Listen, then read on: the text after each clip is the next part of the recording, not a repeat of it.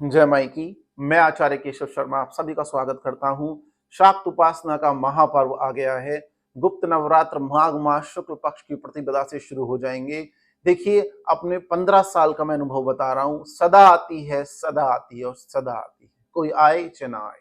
वही वैष्णवी बन के आती है, वही मीनाक्षी बन के आती है, वही कामाख्या बन के आती है, वही पावागढ़ की कालिका बन के आती है, वही मुंबा देवी बन के आती है। वही है श्री राज राजेश्वरी त्रिविद्या सिद्ध विद्या पराविद्या ब्रह्मास्त्र विद्या माता महामाई श्री बगलामुखी परमेश्वरी। आप पूज के देख लीजिए, जगत आपका साथ छोड़ देगा, लेकिन माता अपने साधक का, पुत्र का, दास का कभी साथ नहीं छोड़ती है। उनका एक ही वाक्य है, जाओ मेरे बच्चे का काम करके आओ। जिसके ऊपर गुरु महाराज की कृपा हो जाती है, जिसके ऊपर उनके सिद्ध गुरुओं की कृपा हो जाती है, भगवती साक्षात उसके साथ चलती है। आपको ऐसा महसूस होगा।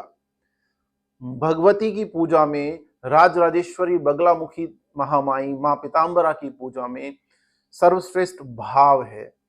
अगर नवग्रहों ने आपको कुछ नहीं दिया, आप कुछ खरीदने में समर्थ नहीं है, पुष्प फल फूल कुछ भी आप नहीं कर सकते हैं, कोई बात नहीं है, माता भाव की भूखी है। सुदामा ने एक चावल के अक्षत के दाने से भगवान त्रिलोकीनाथ को मना लिया। श्री कृष्ण परम राज सत्ता प्राप्त हुई।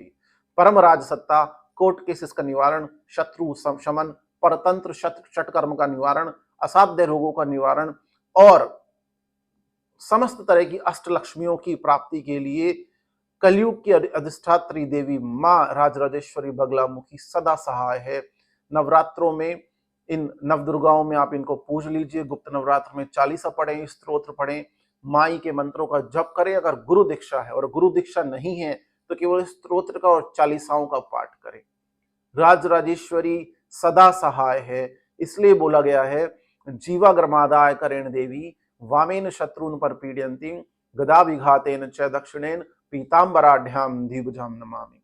मणिमंडप लोक में बैठी हुई भगवती, जिनके एक हाथ में गदा और दूसरे में मुद्गर है, सदा भक्तों का कल्याण करती हैं। वही राजराजेश्वरी महामाया ललिता परमेश्वरी हैं, वही लक्ष्मी, वही काली, वही महासरस्वती है। ऐसी त्रिविद्या को गुप्त नवरात्र के अवसर पर हम सभी प्रणाम करते हैं। जय माई।